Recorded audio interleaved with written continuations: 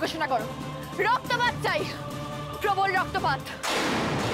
এই জড়িবুটিটা ক্ষতস্থানে লাগালে রক্তপাত বন্ধ হয়ে যাবে।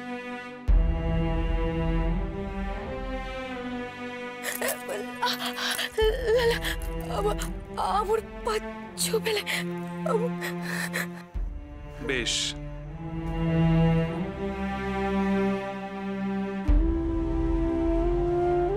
আমি তাহলে তোমার পায়ে জড়িবুটি লাগিয়ে দেব। আমি তাহলে আসি।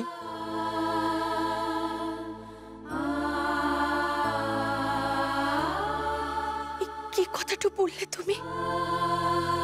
তুমি আমার পা ছুবে? তুমি এই রাইজ বংশের যুবরাজ, আর তুমি তো আমার পাটরানী, তাহলে বাধা কিসের? অনেক বাধা। আমাদের সামনে পাহাড় সমান বাধাটা রয়েছে। মলুয়া, আমরা একে অপরের হাতে হাত দিয়ে অনেক বাধা অতিক্রম করতে পারি, বলো পারি না? পারি না। যুদ্ধ মানে তো কতগুলো নির্দোষ মানুষের প্রাণ বলি হওয়া। আমাদের ভালোবাসাটু আমু কতগুলো মানুষের রক্তে ভিজতে দুবলাই। আর তুমি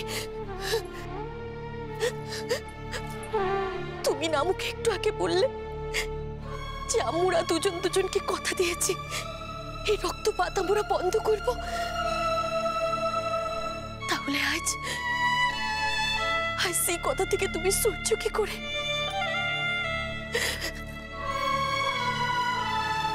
আমার কথা শোন। তুমি তুমি যাও, রাজকুমারী উর্মিমালাকে গিয়ে বলো যে তুমি তার সব কথা মেনে নেবে। সে যেন এই যুদ্ধ লাজ। আমি যুদ্ধ চাই বাবা। এবার দেখি যুবরাজ সূর্য কি চায়, মলুয়াকে নাকি তার নিজের রাজ্যকে। কারণ মলুয়াকে আগলে রেখে সে কিছুতেই সূর্যনগরকে বাঁচাতে পারবে না। সব তুমি কি বলছো উর্মিমালা? যুবরাজ সূর্যকে তার স্ত্রী হিসেবে আমাকে স্বীকার করেছে।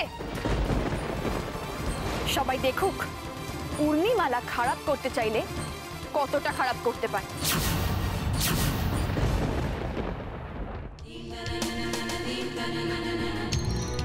কেন ও ফুলসজ্জার রাতটুতে তুমি আম্মুকে যে কথাটা দিয়েছিলে সে কথাটা ভুলে গেছো? তো যেমন আমার স্বামী তেমন করে ও সূর্যনগরের যুবরাজ। আমি চাইলাম ওর রাজ্যের কোনো ক্ষতিটা হোক। তো তুমি আমাকে কথা দে যুবরাজ, তুই আগে তোর রাজ্যের কথা পাইবি, তারপরে আমার কথা বলো। তুমি বলেছিলে না? হ্যাঁ হ্যাঁ দিয়েছিলাম, কিন্তু আজ সে কথা তুমি ফিরিয়ে নিতে পারো না। যদি তুমি সে কথা ফিরিয়ে নাও তাহলে তুমি নিজের কাছে নিজে ছোট হয়ে যাবে, আমাকে কষ্ট দেবে। আমার স্বামীর দেওয়ার কথার কোনো দাম লাগে এটা আমি মেনে নিতে পারবো না, কিছুতেই না। এ তুমি কি কঠিন পরীক্ষায় ফেললে মলুয়া? আমি যে তোমার স্থান আর কাউকে দিতে পারবো না। দেখো মা, তুমি কিন্তু আর সেই ছোটটি নেই। তুমি এখন বিবাহিতা, সূর্য তোমার স্বামী। কে স্বামী? সূর্য, যে কিনা ওই বেদিনী মেয়েটাকে নিজের মন প্রাণ সমর্পণ করে বসে আছে। মা দেখো, রাজা বিক্রম, সমগ্র রাজ্যবাসী, এমনকি রাজা বিক্রমের রানীরা পর্যন্ত তোমাকে পুত্রবধূ হিসেবে স্বীকার করে নিয়েছেন। তাতে কি যায় আসে? আসল মানুষটাই যদি আমার সঙ্গ না দেয় তাহলে আমি কি এখানে দাসীবৃত্তি করতে পড়ে থাকবো? সব সব তুমি কি বলছো মা? তুমি জানো না তুমি তুমি কত আদরের আমার কাছে। আমি কত ভালোবাসি তোমাকে। আমি আমি তোমাকে দাসীবৃত্তি করতে দেব? এতদিন তো সেটাই জানতাম বাবা, যে আমি বোধহয় সত্যিই তোমার খুব আদরের, কিন্তু আজ সেই স্নেহ নিয়ে আমার সংশয় হচ্ছে। উর্মিমালা, থাক বাবা, আমি বুঝতে পেরেছি তুমি এই রাজ্যের প্রতি সত্যিই খুব দুর্বল হয়ে পড়েছো। সেও তো তোমারই কারণে মা। এরা যে তোমার শ্বশুর বাড়ির লোক, তোমার পরম আত্মীয়। যুবরাজ আমাকে তার পাটরানীর মর্যাদা দেয়নি, তাই আমিও আমার শ্বশুর বাড়ির মর্যাদা রাখতে পারবো না। যদি তুমি না পারো তাহলে আমি নিজেই যাচ্ছি, আমি ওদের বিরুদ্ধে যুদ্ধ ঘোষণা করব। উর্মিমালা, উর্মিমালা, মা। বেশ, তুমি যখন বলছো, আমি এই পরীক্ষা দিতে প্রস্তুত।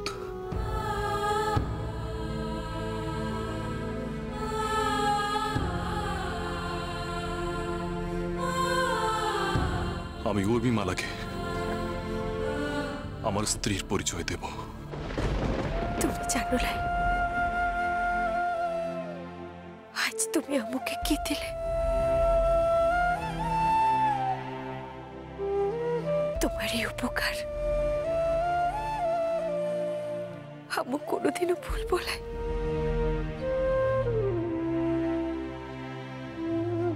তুমিও জেনে রাখো মলুয়া, যুবরাজ সূর্য তোমাকে কোনোদিনও ভুলবে না। মলুয়া, তোমাকে ছাড়া আমি কোনোদিনও ভালো থাকতে পারবো না, কখনো না।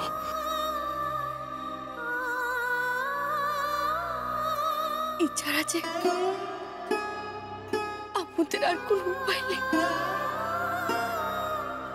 মা পিসৌরি চাইলে আমাদের আবার মিলিয়ে দেবে।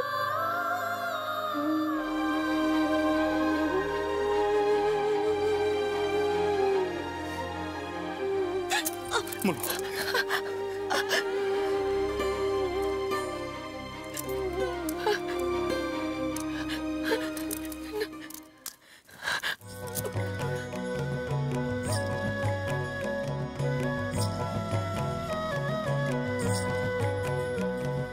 মনের মানুষ বুঝবে কবে, কতই করি যতন হে, সোহাগাদুর ছোঁয়া তোমার অমূল্য সে রতন হে।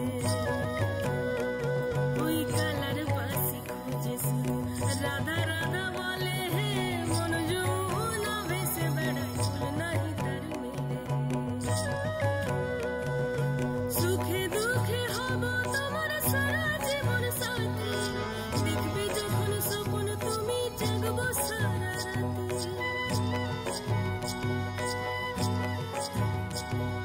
সুখে দুঃখে হব তোমার সারা জীবন সাথী, দেখবে যখন স্বপ্ন তুমি জাগবো সারা রাতি।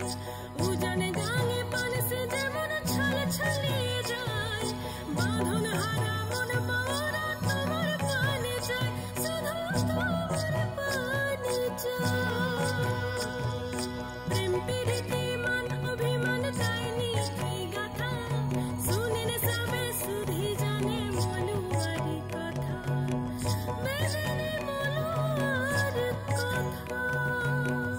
আমার রাজ্যের প্রতি দায়িত্ব পালনের জন্য আর তোমায় দেওয়া কথা রাখার জন্য আমি এই সিদ্ধান্ত মেনে নিলাম। এই জীবনে সূর্য শুধু মলুয়ার। আমি রাজকুমারী উর্মিমালা সূর্যনগরের বিরুদ্ধে যুদ্ধ ঘোষণা করছি। দাঁড়াও, আমি তোমার শর্ত মানলাম, দয়া করে এই যুদ্ধের সিদ্ধান্ত বদলাও উর্মিমালা। এইভাবে কেউ দয়া ভিক্ষা চায় নাকি? যা বলবে হাত জোর করে বলো।